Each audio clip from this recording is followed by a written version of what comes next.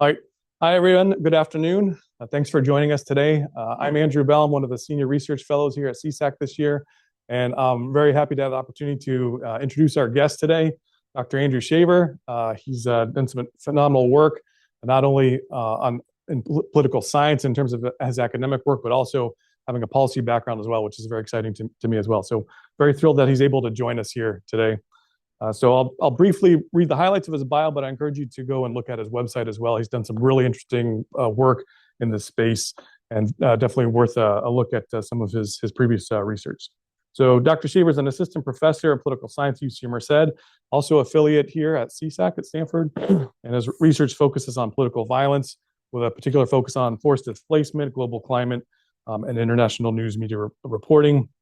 He's also the founding director of the Political Violence Lab, which has produced some very interesting work over the last few years. He earned his PhD at Princeton University and was previously a postdoc scholar at the Dickey Center at Dartmouth University, was a postdoc here in the Political Science Department at Stanford, and a pre-doc at Harvard University School of Government.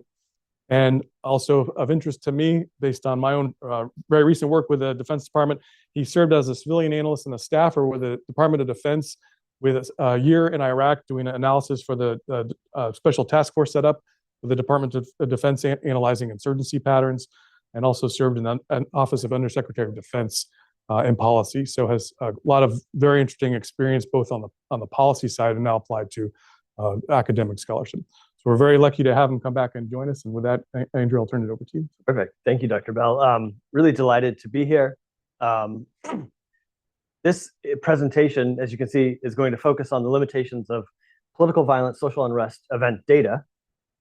So really getting down into some sort of fundamentals before we turn to causal inference or forecasting. Really, how can we think about data and how good is the data that we have available to us? And then really getting into opportunities for improvement. But I'm especially excited to present today on this particular topic because this journey largely started here at Stanford. In 2018, 2019, as a postdoc here, I gave an initial presentation to the political science department on event-based data and sort of their limitations. I believe last year, I came back and presented at the same research seminar, building on the limitations that we know exist in social unrest, political violence event data, to then think about where else, in what other areas in the international domain, does the news media tend to underreport what's happening? And is there a consequence of that? So last year's talk really got into the consequences of underreporting in terms of the knowledge and perceptions, or the lack of knowledge and misperceptions of not only international relations professors, think tank staffers, but foreign affairs specialists who have advised, at the highest levels of U.S. government. This year, as the title suggests, I'm going to focus on, again, building on these problems. What are potential solutions? And so I'm going to go back and give a brief summary of the sort of research that led to all of this before getting into some of the solutions that we've been experimenting with. And I'm really eager and looking forward to your thoughts on those efforts, their limitations, potential avenues for improvement that you might see, so on and so forth. So the starting point of this talk is the basic observation that much of the backbone of micro-empirical sub-state conflict and unrest, sub-state conflict research and research on unrest is event data, typically based on news reports. Not exclusively, some data sets exclusively, which raises a really fundamental question. Are the news media generally doing a good job of capturing what's happening around the world in terms of the bombings that are taking place, the shootings that are taking place, the riots that are taking place, the demonstrations that are taking place, so on and so forth? And so that was the fundamental research question that really motivated a series of projects. And the approach that we took initially really comes in four parts.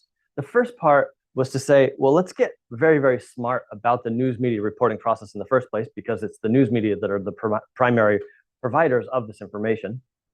And so that involved us carrying out in-depth interviews with a wide variety of media professionals. You can see across the media ecosystem, from stringers, photographers, international correspondents on the ground, to foreign bureau chiefs who are also on the ground, but leading kind of either country or even regional operations, to editors, former cable news executives, to really get a sense from them, when it comes to reporting on social unrest, when it comes to reporting on political violence, what are the factors that seem to lead to missed events being reported?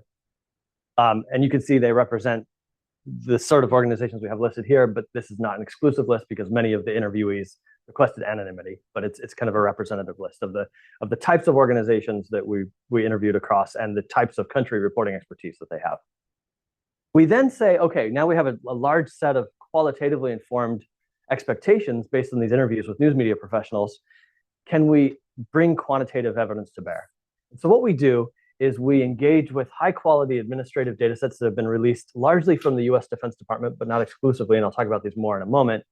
And can we carry out systematic comparisons across the media-based data and these high quality administrative records in the rare cases in which we have them, from wars in Iraq, from the war in Afghanistan, from the US campaign against ISIS in Iraq and Syria, so on and so forth, to then learn more about potential systematic missingness. Third, can we collaborate with journalists themselves? So one thing that became very clear in these interviews was that journalists would often tell us, there's a great deal that we're learning about that we're not reporting. Now that's one part of the problem, and I'll talk about the other part of the problem. And so at some point it occurred to us, well, if the journalists are learning a bunch about events that aren't being reported, that's untapped, an untapped data stream right there. And so what we did was hire a variety of journalists working across the countries you can see listed here. And the idea was, rather than the Associated Press or New York Times or someone hiring a journalist as a freelancer, why can't the University of California hire that person as a freelancer instead? And the task was very straightforward. We basically asked them to report anything and everything that they were learning about on the ground in terms of, again, protests, riots, demonstrations, bombing, shootings, any type of violence that we thought was political. And then to compare what they reported to what actually got reported to see, again, how those things compare. And then our fourth step here was to carry out what we call a reverse replication. Replications in academia are probably very, very familiar to you all. But the idea here is to do the opposite. Rather than see if we can replicate some set of articles with new data or something, we went back to the leading political science and economics journals, in rare cases, again, in which authors had access to these high quality administrative data, and said the opposite. If they had not had access to these high quality administrative data for these cases, would they have uncovered the same results with the media-based data? In other words, if you're outside the case of Iraq, if you're outside of the case of Afghanistan, the Philippines, where people like Joe Felter here at Stanford University have also unearthed some very, very high quality administrative data. If you don't have that opportunity, and you're instead focusing on the Democratic Republic of Congo, you're focusing on, you name the country, where it's really only the media-based data sets to which we have access, would you have uncovered the same results? And so the guiding logic of this research is the following. If the news media are systematically underreporting particular types of events, either purposefully, what we describe as an editorial bias, or because they simply can't access, locate, reach the event in the first place, that's going to then lead to consistent error in data sets that are derived from those reports. And then, of course, when we carry out causal inferential statistical analyses or forecasting analyses, that will then presumably lead to spurious inferences. And so, again, I just said this, but the way we think about these biases is in terms of editorial bias and capability bias, editorial bias being the choice not to report known events. This could be because a protest wasn't considered large enough. Maybe a protest was large, but it followed a protest that had taken place the week before, so it wasn't new enough. Or maybe no one was harmed or killed, and so it wasn't deadly enough. But there was some choice by the news media not to report that particular event. Capability bias, on the other hand, would be something like insurgents are shooting mortars into a US military base, a very large military base, say in Iraq, where maybe it causes damage, maybe it causes destruction, maybe it even causes death. But unless journalists have access to that large military base, which they may not, then they may have no idea that the attack took place in the first place. So you can imagine a wide variety of financial, logistical, safety, and other constraints that lead to capability biases, the underreporting of events that occurred, but they never learned about in the first place. Okay, so the data that we use to carry out these initial analyses are called SIGAX data. These come through 3 separate releases from the US Defense Department. First for the war in Iraq, second for the war in Afghanistan, for the time periods covered here, and then finally for the US campaign against ISIS in Iraq and Syria, which largely consisted, but not exclusively, of close air support and bombings of ISIS targets.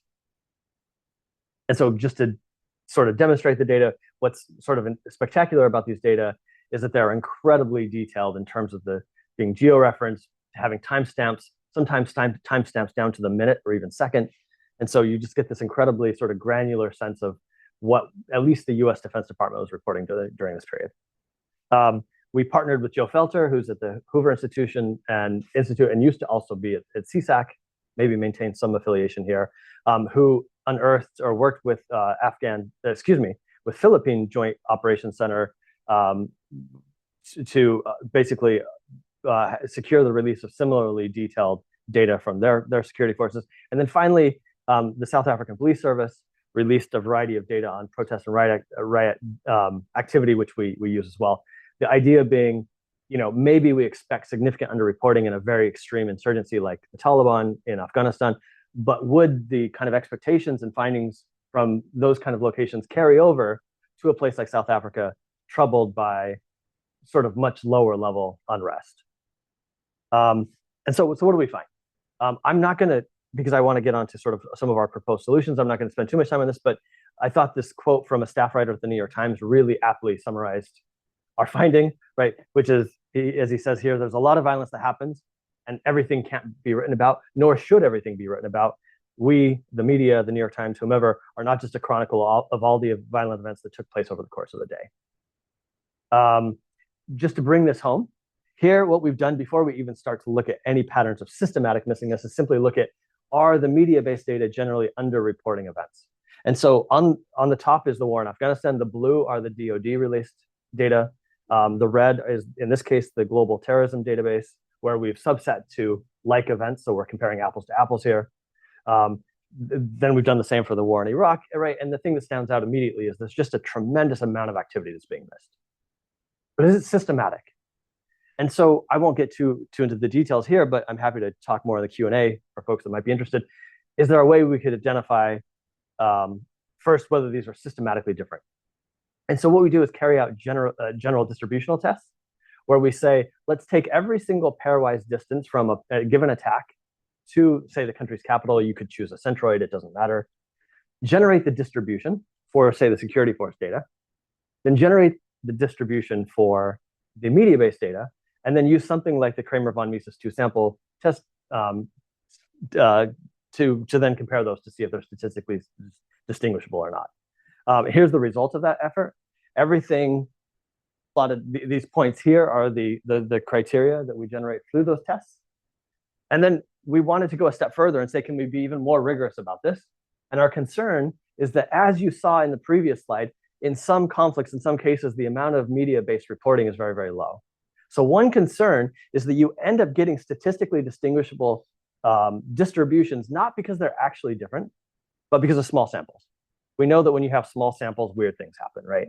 And so what we do is we carry out a small sample-based bootstrapping approach, where we say, let's take samples of the security force data that are equal in size to the media-based data. So if you're looking at a particular type of violence in Iraq over a particular time period, you're going to take the relevant number that were reported by the media-based data for that period, sample from the security force data so you get the same size, and then you're going to compare the security force data to itself.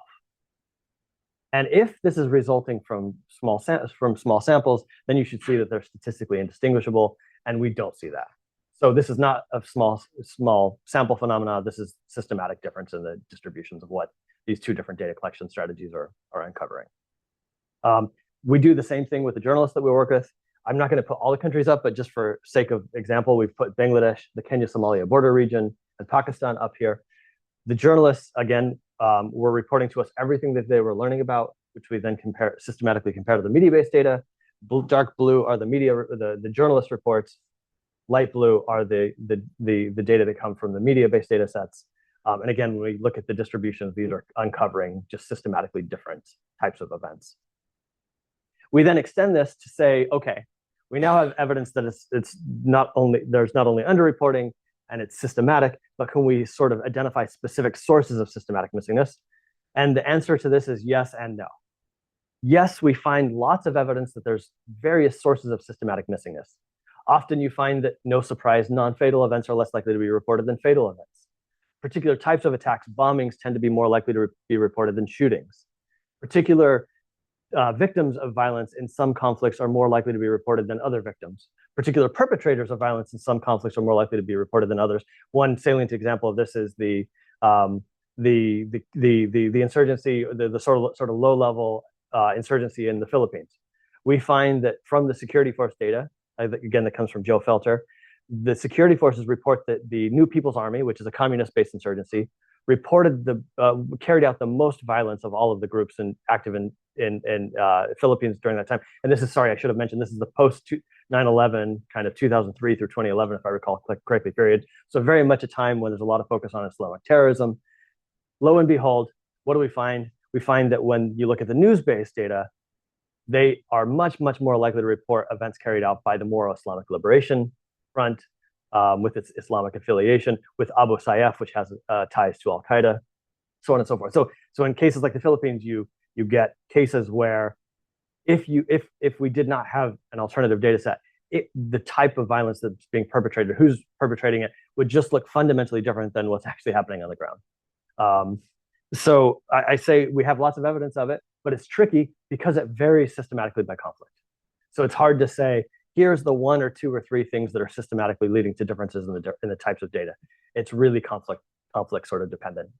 And then finally, the reverse replication that we mentioned. I understand that probably no one can read this. I apologize for that. It's really hard to get all this information here. But basically what we're showing is the results of that reverse replication, and something like 70% of the findings based on these high quality administrative data cannot be replicated when you use the media-based data. So in other words, there's missingness, it's systematic, and it's not only systematic, but it's substantial enough that it basically overturns many of the existing academic findings that we have. Before I go on to sort of how we think about trying to address this situation, I want to speak to the fact that media underreporting and its effects on high quality data extend beyond thinking about political violence and social unrest. So here what I've done is plotted data on natural disasters that have taken place across the world. Specifically, these are reports of floods and of land and mudslides coming from two of the most prominent global data sets on natural disasters. Here again, where does most of this data come from? News reporting, which then again begs this question, would we expect to see sort of different patterns? Maybe political violence, maybe social unrest is a sort of political activity by definition that's therefore more sensitive. Maybe there's more incentives for civilians to misreport it. Maybe there's incentives for governments to withhold it. But when it comes to natural disasters, that's not quite so sensitive, right? That was sort of the starting kind of thought. But in fact, we find, if anything, the underreporting effects on its quality on natural disaster data seems to be at least as pronounced, if not more pronounced. So here what I'm plotting are the results of some analyses in which we look at the effects of how many people are killed per event on the likelihood that the event is reported. So if a flood results in 0 deaths, how likely is that flood to be reported? If a flood results in 5 deaths, 10 deaths, 100 deaths, how likely is it to be reported? And here again, what we've done is track down cases in which governments, like the US government, have had high quality administrative records that they put together that allow us to carry out these sort of comparisons. So we can't do it with all countries in the world. In fact, we can only do it with a very small minority of countries in the world. But for those countries for which we have this high quality administrative data, we can make these comparisons. And as you can see here, again, no surprise, the larger the number of people dying, the more likely that a flood, a natural disaster, a mudslide, a landslide gets reported, which might on its face sort of seem reasonable, except when you realize that the vast majority of natural disaster cost comes from the small events. I forget the figures off the top of my head. I should have looked this up right before this talk. But for the United States case, for the period that we look at, it was something like 5 times the number of cost was associated, economic cost, was associated with the floods that never got reported by the news media relative to the floods that got reported by the news media. So it's sort of like missing the forest for the trees. We have another study in my lab in which we think about, what about refugee movements? And specifically, we're thinking about refugee movements on the world's oceans and water bodies. I don't restrict it to oceans because people are dying on rivers, they're dying on lakes around the world. Do those disappearances and drownings tend to also reflect some sort of bias in the news media And again, when I use bias here, I don't mean a political bias. I mean bias as in systematic deviation away from some base rate. And here again, we see the exact same phenomenon. Large numbers of people go missing in a given shipwreck, it's likely to get covered. Small numbers go missing, it's likely not to get covered.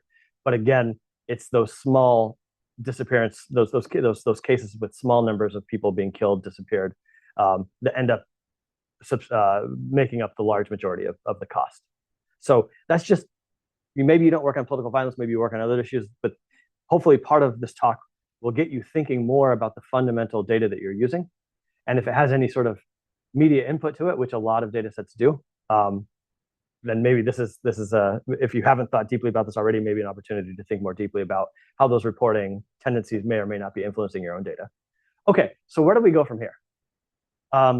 We've done a few things in my lab. The first are those local journalist collaborations, which I've already mentioned, so I won't talk more about those.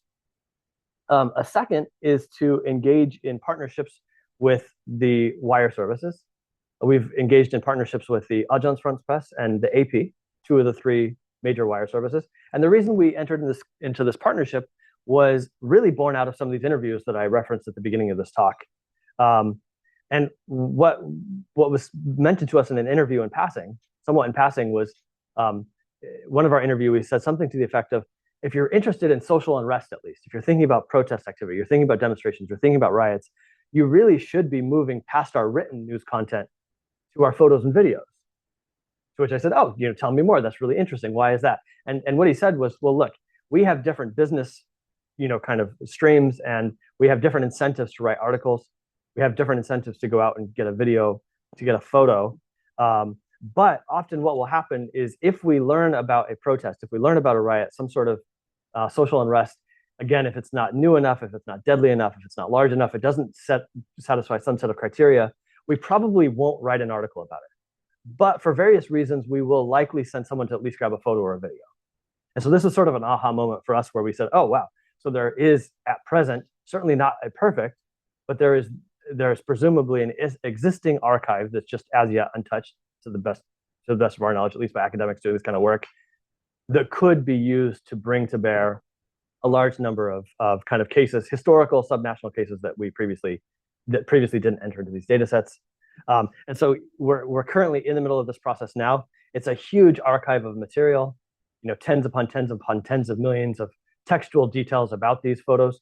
And so we've been using various large language models, experimenting with computer vision models to also not only analyze the text of these photos and videos, but to analyze the imagery within the photos, to pull out any and all details that we can. Basically the who, what, when, where, and why. Where did this event take place? Where did it take place? What happened? Was it a protest? Was it a riot? Was it a rally? Was it a demonstration? Was violence involved? Or not? So on and so forth. So this is where we're at. At this point, we've identified roughly 700,000 unique cases of unrest across the AP photos, and then another 800,000 across the AFP, although we still need to check. Many of those might be the same events. So total number will be likely somewhat smaller, but that's work in progress.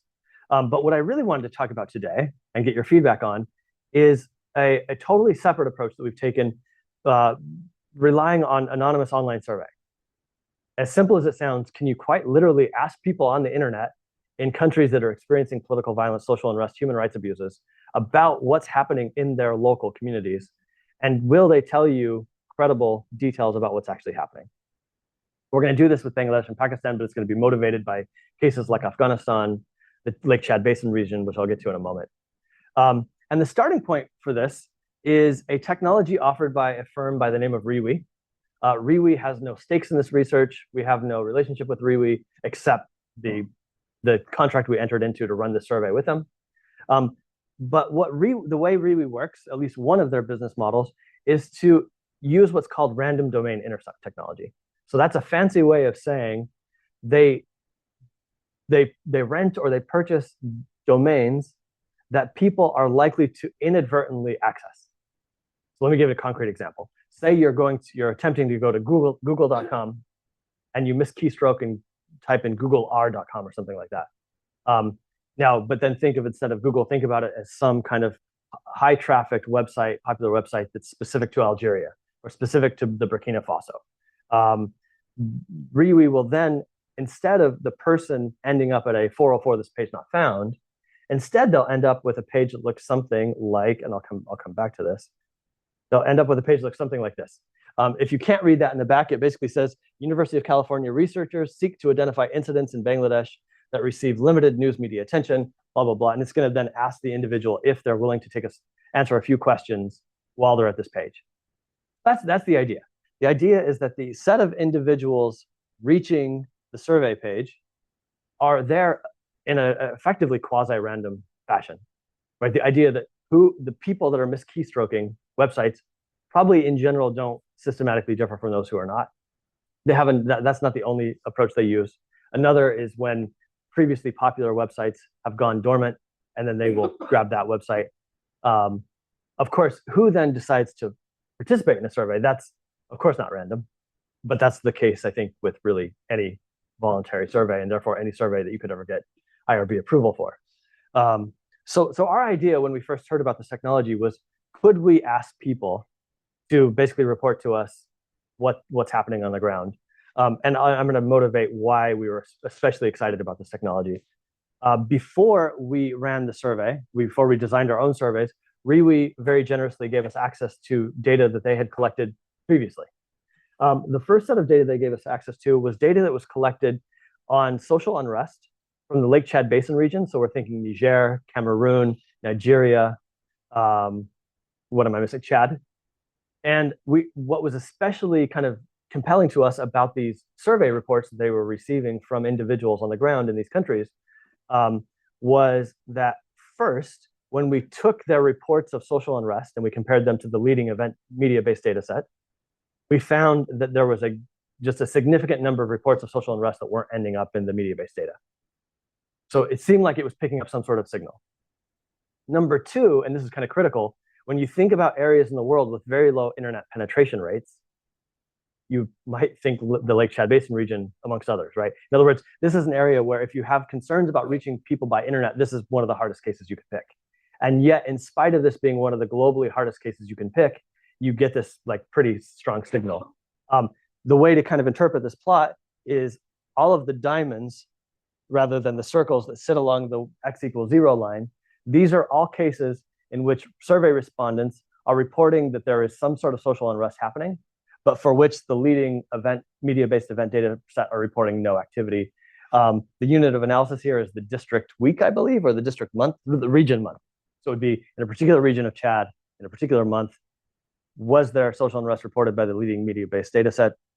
Were people on the ground reporting it? So that was the sort of first piece of evidence that we had that, hey, this might be kind of an exciting technology. The second was that RIWI ran quite literally in the days and hours as the Taliban was retaking power in Afghanistan. They ran one of these surveys, and they asked people basically about their safety. Did people perceive a threat from the Taliban in the area in which they lived? And what was the perception of women's safety in that particular area? So again, we see there's significant regional variation suggesting that you're picking up some sort of signal here. People in particular parts of Afghanistan are telling you very different things about their threat perceptions as the Taliban is taking over than other parts of Afghanistan. And again, what's especially compelling about this method to us was that when you think about trying to reach people in conflict settings, it's often very, very difficult. So the idea of reaching people literally in the days and hours as such large event is taking place is, otherwise probably impractical using any other kind of research methodology that I could think of. Besides, again, relying on news reports, which we know are problematic. And then finally, they had also asked Iranians about protests taking place during the day protests. I believe this is I forget the year. And we get the same sort of pattern. We see that the Iranians on the street are reporting a lot of protests that's not apparently getting picked up by these conflict event media-based data sets. So, but then the fundamental question is this a true signal, right? Or are people being asked to participate in a survey online, they're agreeing, and then they're just randomly picking on things? Or they're attempting to misinform even, right? Reporting protests that aren't happening for whatever reason. So that's really what we sought to investigate. And so what we did is we chose to run two surveys. actually turned into 3, in Bangladesh and Pakistan. And the idea was to run these in the lead up to, during, and in the aftermath of the contentious 2024 elections.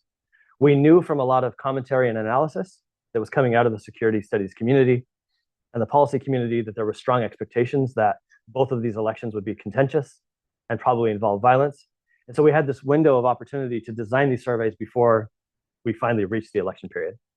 Unbeknownst to us and probably everyone, we didn't realize that shortly after, Bangladesh would experience a revolution with the ousting of then Prime Minister Sheikh Hasina. So we then restarted the survey in Bangladesh to then capture sort of what was happening in this immediate aftermath of the revolutionary period. And again, why choose Bangladesh and Pakistan? There are a variety of reasons I can speak to. They diversify our sample, right? We saw cases from Iran before, we saw cases from the Lake Chad Basin region, we saw. So Bangladesh and Pakistan were a chance to reach 2 different countries that both have contentious politics generally. Pakistan, for its part, has a pretty significant insurgency in the Balochistan region of the country. So you've reached sort of a kind of more high violence kind of situation. Bangladesh, of course, experiences revolution, has lower level of violence generally before that. Both have relatively low internet penetration rates. So like the Lake Chad Basin region, they make for hard tests for our study. If we can succeed in Bangladesh and Pakistan, then presumably this method would succeed really anywhere else that has equally or higher internet penetration rates. And so what did we do? I'm just going to walk you through a set of questions. So you'll see this just as someone taking the survey would have seen this. But the short of it is we just asked a wide variety of questions about political violence, social unrest, and human rights abuses. We were really interested in extending this to human rights abuses. If there's anyone here that does work in human rights, in the sort of human rights space, that's not the world that I was sort of trained in. But of course, it sits very closely and tangentially to the conflict space that is sort of my home. But we were interested in also extending this to human rights as a brief tangent, because much of the existing human rights data is still, not all of it, and there's some really important exceptions, but much of it is still at the country year level. So we're still at that sort of space of, country X in year Y had a human rights score of 12. And so you're losing just a tremendous amount of within country variation that has really been the revolution in sub-state conflict. So our thought here was, can we not only see if this method is effective in learning more about political violence, social unrest, but does it also potentially provide a framework or a pathway for this sort of the subnationalization, if you will, of human rights reporting and detection? And so, going the opposite direction here, as I mentioned before, the first page that they would see would be something like this, which is basically telling them that University of California Merced researchers are carrying out a study in which they're attempting to identify incidents of political violence, social unrest, and human rights abuses.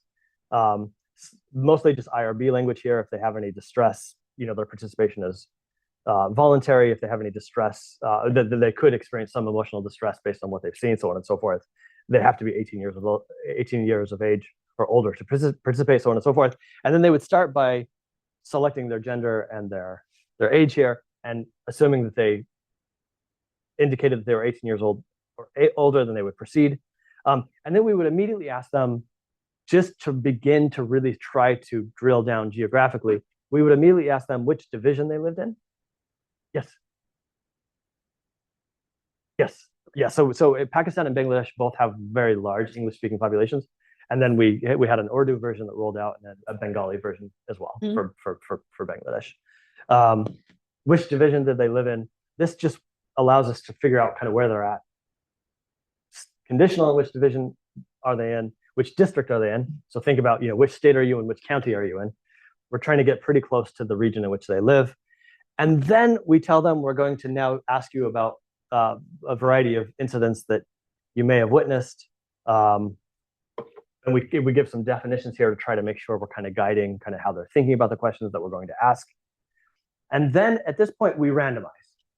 So we have a series of questions that we ask about human rights abuses, and we have different categories of human rights abuses: violations related to labor, violations related to property, vandalism, a category for violence against the state, a category for violence against civilians, social unrest. And we're basically going to randomize this. So an individual here would have been randomized into a first question about had they witnessed in the past 2 weeks. We wanted to think of a time scale that was short enough that they wouldn't have issues with recall and memory. But if we asked too short a time frame, like what happened yesterday, maybe no one had anything to report that happened yesterday, so we just end up getting a bunch of null results. So two weeks was sort of our effort to try to min-max optimization of those kind of two constraints.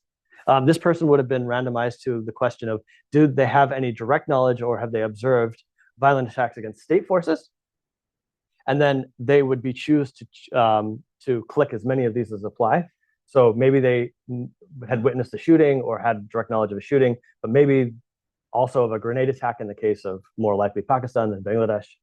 They could choose that. Mob violence, so on and so forth. Then, conditional on what they chose here, we would then randomize again. So in this case, you can see the hypothetical respondent has chosen that they have knowledge of mob violence against the state, but also a shooting. And then you will see here, we're now asking specifically about the shooting. So this is again randomized. If they had taken it a different time, it might have asked them about the mob violence.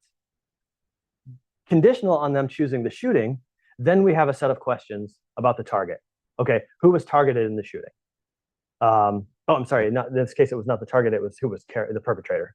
Yes. Sorry, I don't. Absolutely. Since you did, I would love to. So here, this is a forced choice. The person isn't allowed to say, I really don't know who did it. We will have. That's a great question.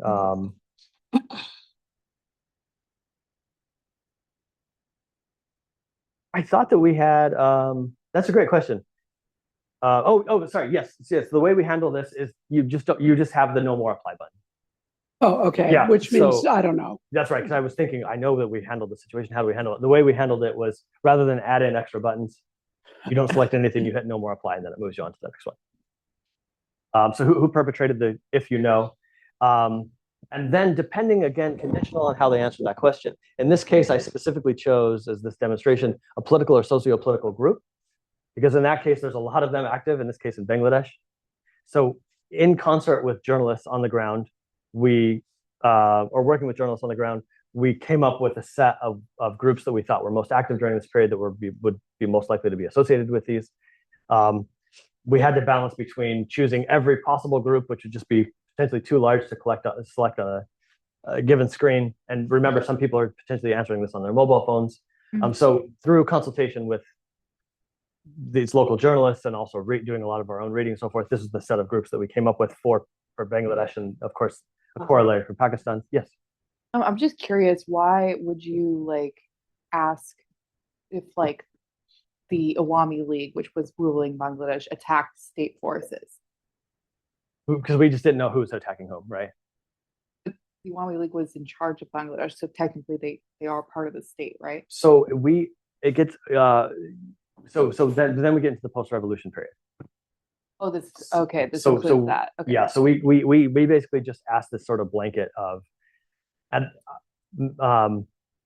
this is not potentially related to it's indirectly related to your question, but one of the things that came up often in our interviews with the journalists and other discussions was that sometimes violence was intergroup. Like when we would talk to journalists about what type of events are not being reported, one pattern that would often come up was the journalists would say, particularly salient themes are very often to come up in reporting. If there's a minority group and the state's targeting it, then that gets reported. But if there's a majority group and there's violence within that group, that's much less likely to get picked up, even though it might be more prevalent than the violence against the minority group. And the way that was sort of described to us is that it was reflecting something of it was cognitively easier, right? It made more sense for a majority group to be targeting a minority group. It might fit in with a particular kind of political narrative. And so we wanted to be careful not to limit the responses, so that if someone did have evidence of someone attacking a target that would, on first blush, potentially seem strange, but maybe that's actually the pattern of violence that's actually happening. Yes. I'm curious about Bangladesh, Pakistan, and Afghanistan, where is a gender apartheid according to Islam, and women's life is counted as half or less. How do you adjust your data? Because kind of it's an inbuilt gender apartheid that they don't report. Women's life is not reported so often. If a group of women are killed, probably society also wants to keep it silent, because this is they do themselves. They kill their wife that they don't like or something like that. How do you adjust your data for that compensation? We don't adjust at all. Gender apartheid. So what we do is we ask lots of questions. And I think this will be probably a big part of the discussion to follow. Sort of what are sort of potential uses of this data? We ask a wide variety of questions to hopefully allow for the possibility of responses like that. But if particular members of society are choosing to not report particular types of violence, then we wouldn't learn about it for sure. Can I follow up on that question? Do Would you you like to hold the questions so we can finish the? Okay. Yeah. Let's hold the questions till the end, because I think there's going to be a lot of them. We want to make sure we get through the entire study and understand in full. And then I know there'll be a lot of questions about the methodology. Okay. Well, I'm pretty close here, and I know we're probably running another 5-10 minutes. About 5 more minutes. Okay, perfect.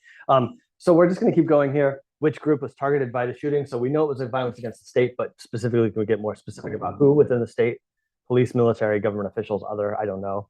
And then finally, okay, we already know where you live because you told us your division and your district. And we get down to like the third level administrative boundary, in which sub-district did this particular event take place?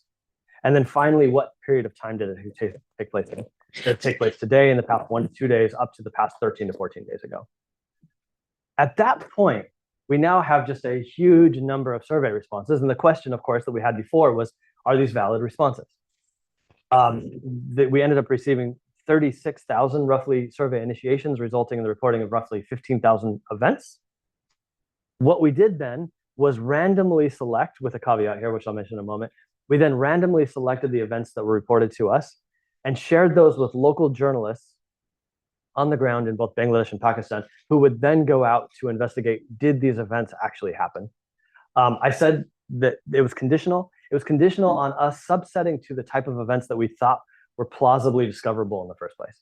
So to the question that was asked in the back, we have a variety of questions that were asked about fairly sensitive topics, about women's experience with rape, about women's experience with, or with family members' experience of someone they know, friends, people they know being killed for engaging in extramarital sex, sex before marriage. So there are a variety of sort of gender-focused and other type of questions that are quite sensitive that we do ask about. We do not send those questions to the journalists for verification because, one, there was a little bit of concern about safeguarding the people who answered these questions, even though we didn't collect any information about them and their identities. Maybe through the course of investigating, the journalists figure out who these people were. So we wanted to avoid that for kind of IRB reasons. But number two, for these verifications to be successful, they needed to be about events that were likely to be sort of known publicly. So we restricted the set of events that we randomly gave to the journalists to be the type that we would expect generally members of the community to know about. Incidents of social unrest, bombing, shootings, things that are sort of kind of higher profile. What do we find? These are the plots of the events that were randomly shared with the journalists on the top here. And then what we've plotted here are the verification rates. So you see that overall, the journalists were able to verify around 37%, if I recall correctly, of events. That looks a little lower, maybe 32% of events that occurred in Bangladesh. In Pakistan, they had more success, upward of 55, 57% they were able to verify. When we break them down by category, we then see quite a bit of heterogeneity. Not surprising, the journalists were able to verify the majority of social unrest events that they were given. They were able to verify large portions of property destruction that was taking place during this period. It was politically motivated.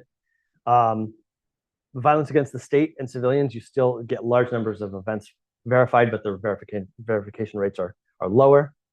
How does this compare to the leading event data?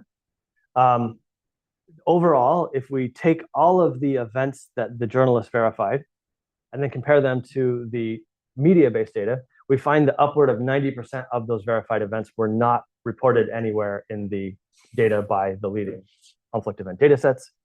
As a sort of separate test, we also asked the journalists to report everything that they were learning to us, even outside of the surveys. So verify the surveys for us, but if you learn about other stuff in the meantime, please report that to us as well. And the reason we wanted to do that was we really wanted to know, to go back to the very beginning of this presentation when I talked about the sort of trade-off between capability bias and editorial bias. We really wanted to get a sense of,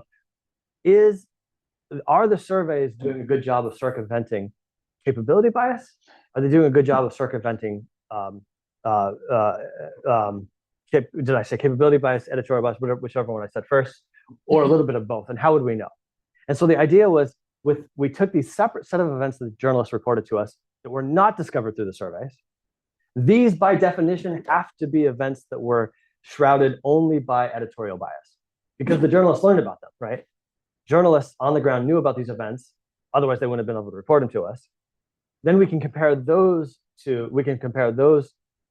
verification rates to, or inclusion rates rather, based on the leading media-based event data set, and we get around, as you see here, 47 to roughly 70%. To go back to the previous finding, the sort of close to 90%, this tells us, I think, that the surveys are not only, of course, getting past editorial bias, but getting past certain capability biases. In other words, were it not for people on the ground reporting these things, they would have remained shrouded because the journalists never learned about them in the first place. Very, very deeply here.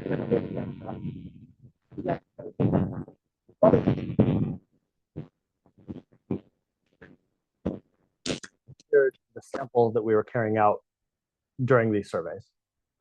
We had to limit the number of people that we were surveying on a daily basis to keep this sort of manageable. So we draw comparably sized samples from the media-based event data to see kind of, do they show us different patterns? And indeed, they show us very, very different patterns. The media-based data actually do extremely well on protests. So the media-based data coming from event data tend to pick up more protests than the surveys were picking up. In contrast, and not surprising, the surveys are picking up much, much more violence against civilians. They're picking up much more property destruction, it appears. And so what does this tell us? Well, it really seems to suggest that these are not alternatives to one another. If you really want to know what's going on the ground, your best thing would be both of these data sets.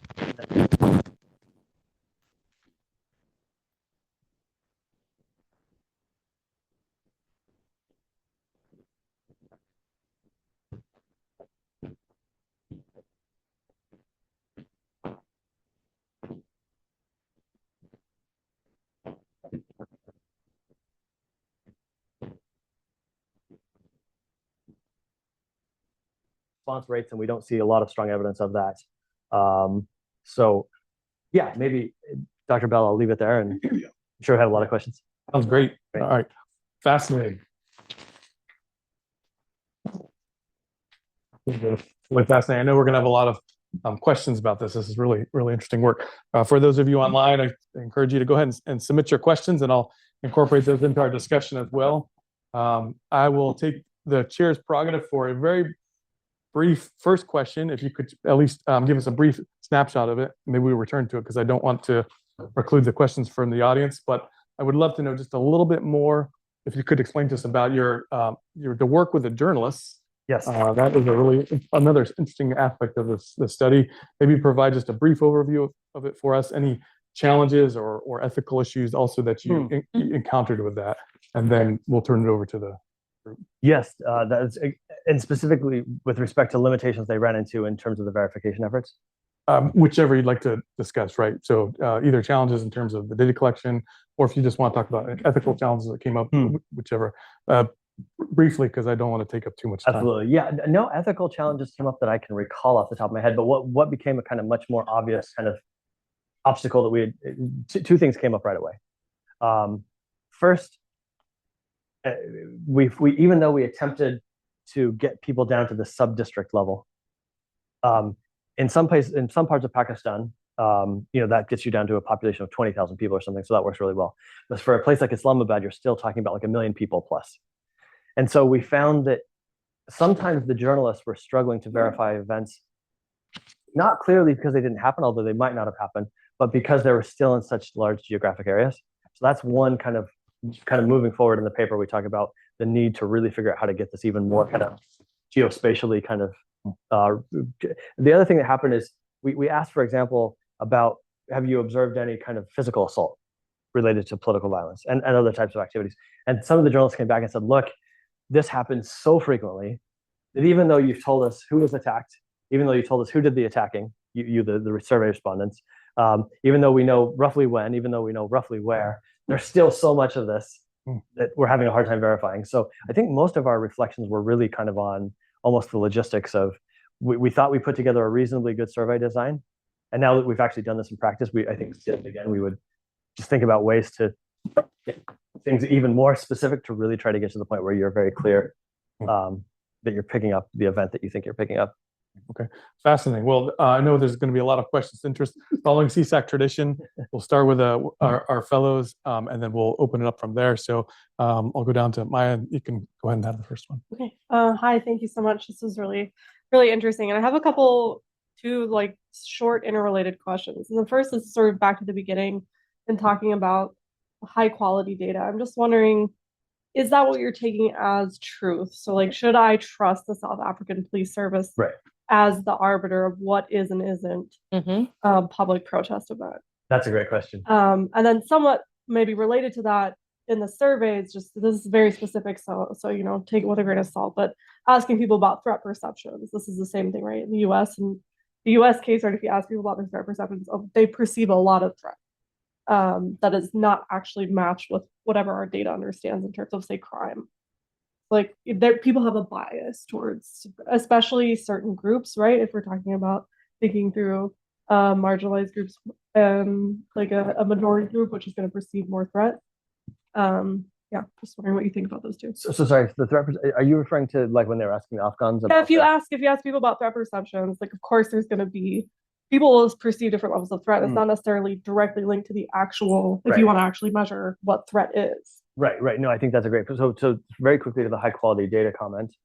Yes, a wonderful comment. One that we've gotten a lot of questions about over years of doing this. Really, what we're basing this on is we sort of think of these data, I think, as quasi ground truth. So for a few reasons, certainly no data set's going to be perfect. The reason that we put a lot of, I think, value in these data sets is they've been used by a large number of scholars at this point across the sub-state community. But all of these data sets, or not all of, at least some of them, all of them coming from the DoD, were previously classified.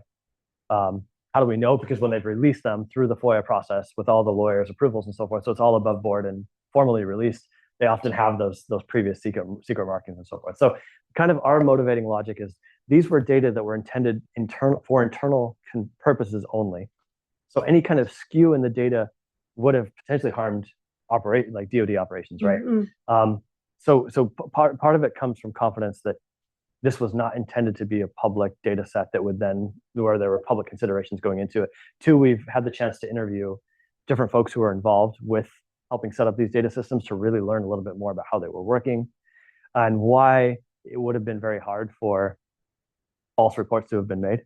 For example, if someone called in a shooting that actually hadn't happened and quick and rapid reaction forces were then sent to that location, like, people could face pretty serious. So we don't think that and then in the case of Operation Inherent Resolve, the bombings against ISIS, often what we're seeing, those events that we see mapped are often, warheads being dropped at significant cost. And so, I would struggle to think about like a data generating process that would lead to the internal false reporting of bombs that were being dropped that weren't ever being dropped in the first place. So that's all to say, we don't treat it as perfect, but we treat it as, I think, a reasonable comparison, at least to see if we detect evidence as we do of these patterns of systematic missingness. But some of you might have more experience with the DoD than I do. And so if you have other ideas about why they might be skewed, we'd be obviously very, very keen to learn more. All right, Elizabeth, and I'll note too that if you have put one finger up for questions, if you have a two finger that's directly on that, we can incorporate that in the discussion. Please make sure it's directly on it, and also make sure your question ends with a question mark. So, Elizabeth. Elizabeth Good, a postdoc here at CSAC. So I think this is a great talk, really interesting. I find the replication aspect of the media data really interesting and deeply concerning. My question, though, is about, I guess, the leap from media data to survey. And I'm wondering where social media data sits in this story, and if that's something of interest. I recognize that it's not really a fair question, as it's why didn't you do this other thing? But I'm just wondering, does this fit into like kind of a broader research agenda? I know that like Twitter at a period of time was like the gold mine for this sort of like what's actually happening on the ground. Obviously things have shifted with that, but I'm wondering, you know, TikTok data, that sort of thing, and if that's something you're planning to explore or limitations around that. Yeah, that's a great question. So our experience has, we actually looked into the Twitter data for flood. It's, to go back to some of that work we were doing, looking at the distribution of natural disasters in the world, what's getting reported, what's not getting reported.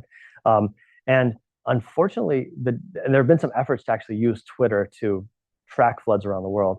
But what appeared to be the case with the historical data was that it missed a lot of the georeferences. So you could identify, yes, there was a flood in Afghanistan, but then when you would see where they matched it to, the best they could do was like the country level centroid.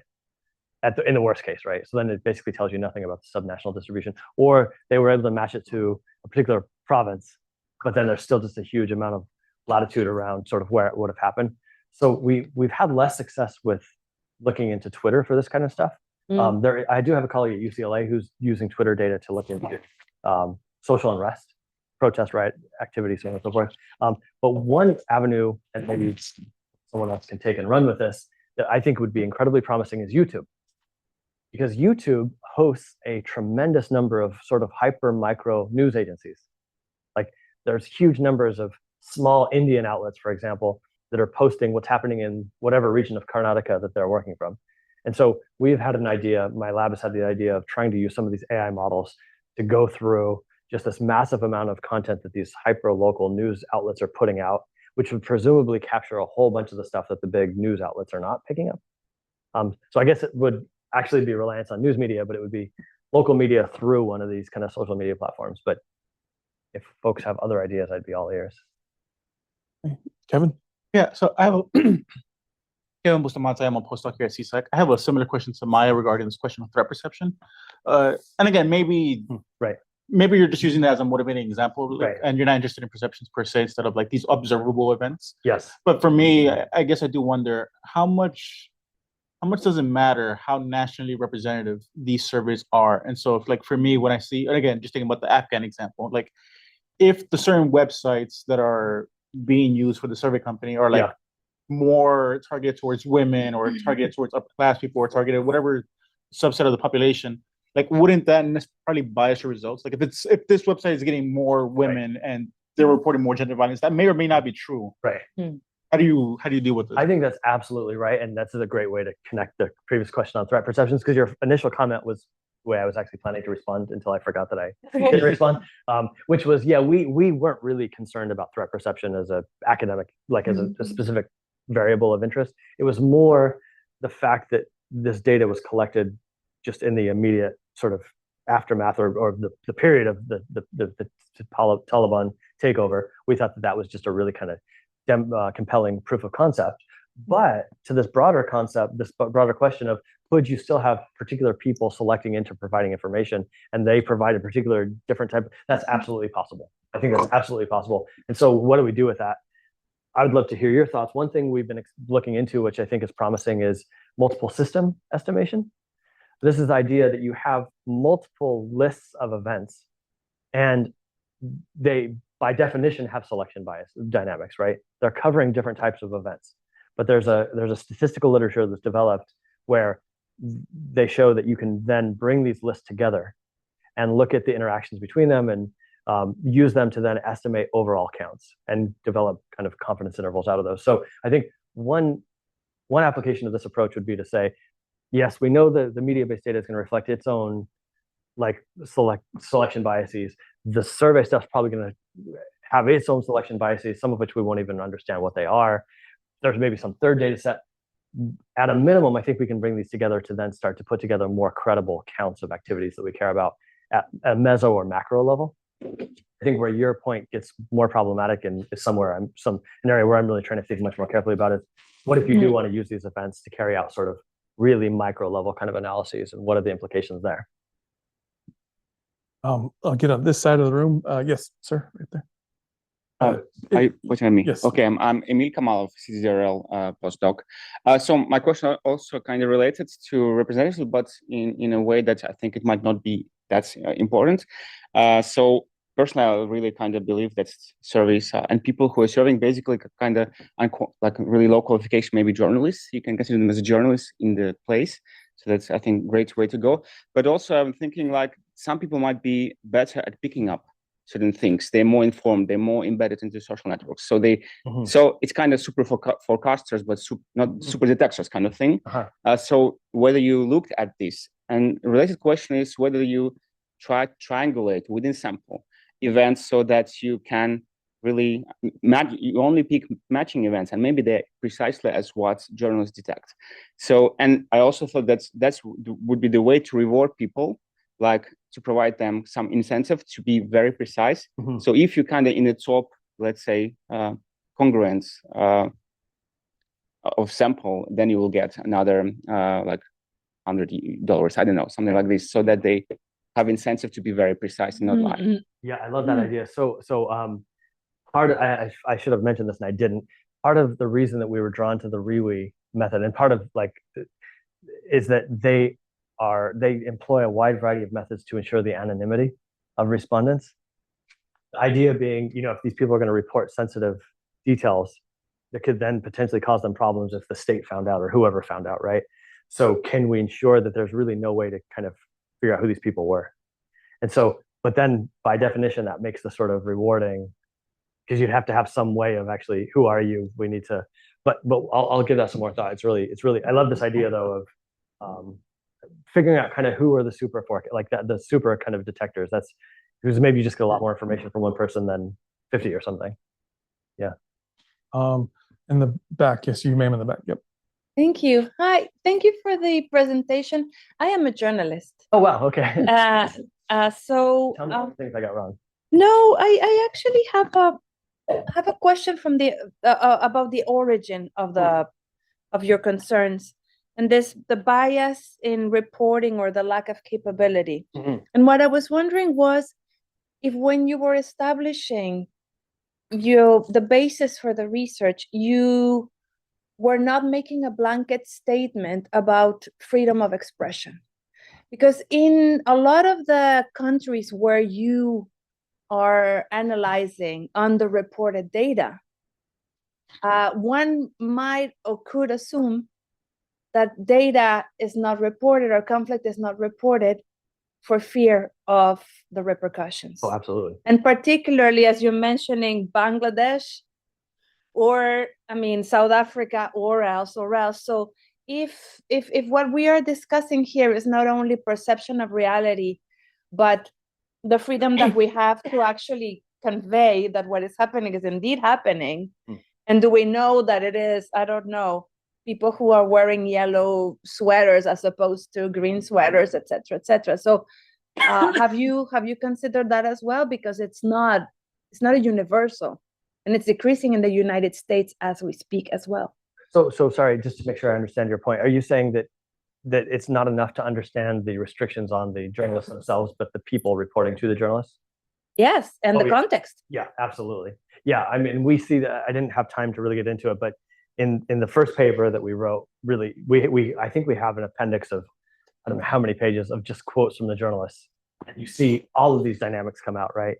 Sometimes it's across country dynamics. One journalist that worked for one of the leading wire services was the Yemen desk officer, who reported that even though he was responsible for the whole of Yemen, could never go to Yemen through the entirety of his period because he could never get a visa to go.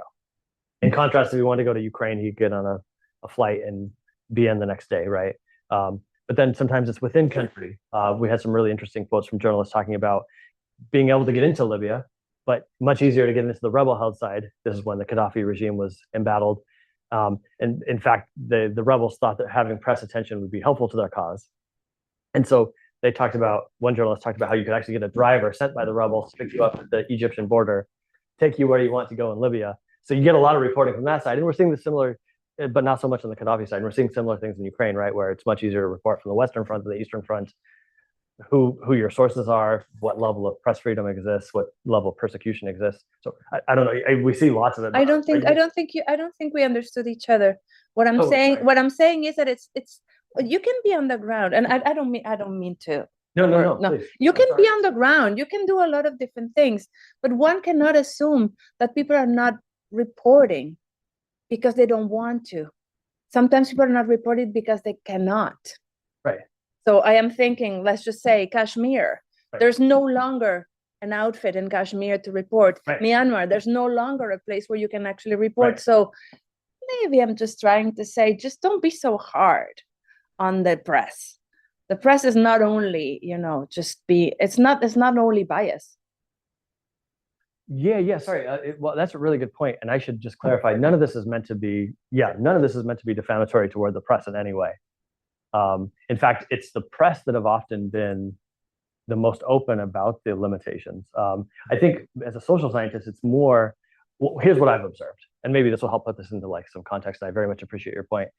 One thing that I've tended to observe is that academics and policymakers, to a certain extent, when they engage with these large conflict event data sets, it's almost like you can plot them, and you can make these beautiful plots with the data and so forth.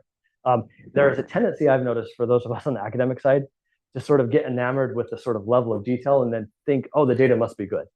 Yeah. And without really taking the step to really think really carefully and deeply about the data generating process in the first place, whether it's coming from fearful civilians, as you're saying, or it's coming from a lack of media infrastructure in the first place. So yeah, my apologies. None of this is meant to denigrate the press in any way. It's really meant to try to bring academics' attention, really academics, and to a certain extent policymakers' attention, in a way that I historically have just not seen.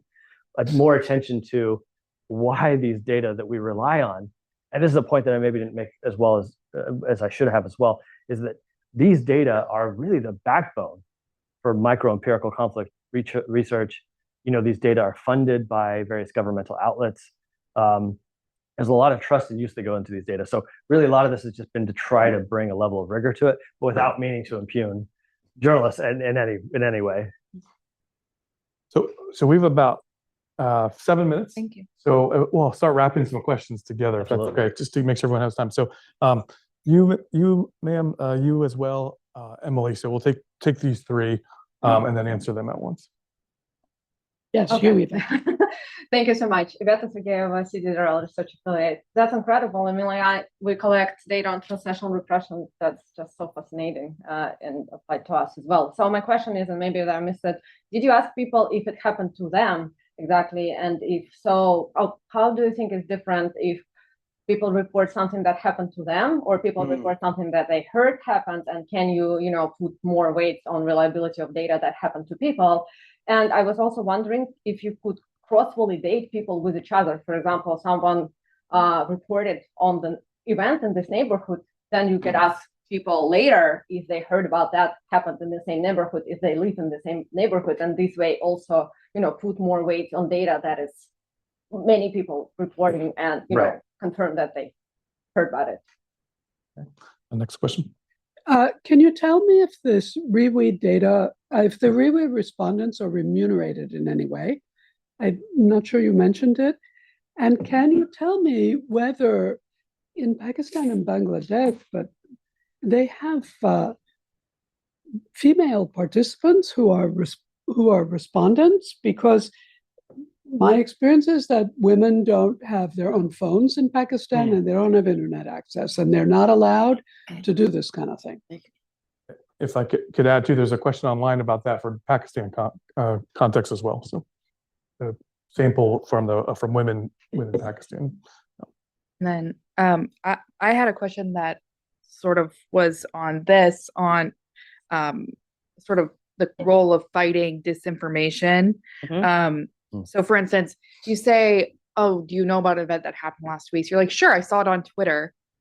You don't know if it happened in your district. You don't know if it happened in the next district, or if it was a complete lie. So I guess, it's related. Is there a filter for, did it happen to you? Did it happen to your friend? Did it happen to, did you see it happen or something like that? And then the other question I had was, I couldn't really tell. Did you ask them whether or not they, like, state forces did violence, or was it just insurgent and non-state groups? Both. Did you ask both? Yeah. Okay. In that context, I'm just curious, how do you think that state like the possibility that the state would be monitoring these results could perhaps have influenced, or is there any evidence that you can see that you have access to that the fear of state repression or state access to these results could have influenced the outcomes, or like your results, or the like how do I say this, like the potential for them to fill out, or the probability that they actually completed the survey or something like that? I just wanted to know if you picked up anything on that. A lot to respond to. You have 4 minutes. 4 minutes, okay. I mean, these are all wonderful points and questions, and I've done a lot more talking than I'd love to hear more from you all. So I'd be happy to respond, but if we want to just keep going with points and questions too, that would be whatever you suggest. Okay, let's go ahead and respond, and then if people want to talk offline, then after. Okay, that sounds perfect. Yeah, I think just briefly, gender differences. Just going as I see the points here, we do see very big gender differences. Men in both countries are much more likely, because we did ask about their gender, much more likely to fill out the survey. I forget the rates, but we definitely see some big differences there. Was that also for Pakistan as well? Did you see that? For Pakistan and Bangladesh, yes. Okay. Yeah. And Afghanistan too, the same? Afghanistan, that's a great question. I don't recall if they collected gender data, and if they did, if we analyzed it. So yeah, I don't know off the top of my head, but I would very strongly suspect so. But yeah, I'm not sure. The state monitoring question is super fascinating. I have no idea, right? and I should think more carefully about this. Anyway, two things that we kind of have thought about. In the paper, in the conclusion, we kind of reflect on how could researchers that want to try to build in this method do things differently moving forward. I think one open question is, when you see this survey, like the one we actually ran, the first thing people see is University of California Merced researchers, blah, blah, blah, blah, blah. There's a big open question here about how just that intro changes people's reaction. If it was Stanford, would that matter?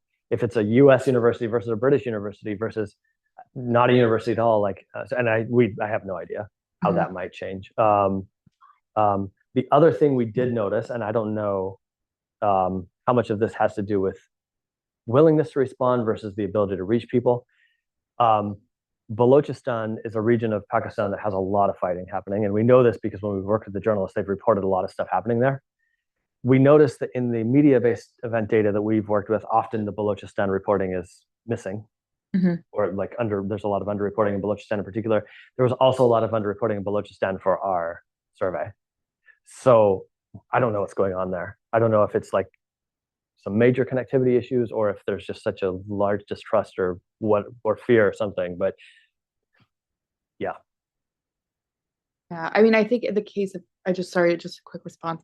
In the case, like, I've studied Kashmir, and like the fear, I mean, they could just turn off the internet for you. So like the fear that like you could like propel a response that would adversely harm you as a person, especially if this is like secretly the state like trying to detect. Right. I think in Balochistan they turn off internet access quite regularly now. Yeah, and then we've also oh, sorry, I lost my train of thought on that. Yeah. Well, we're just about at time. So join me in thanking Dr. Shaver for his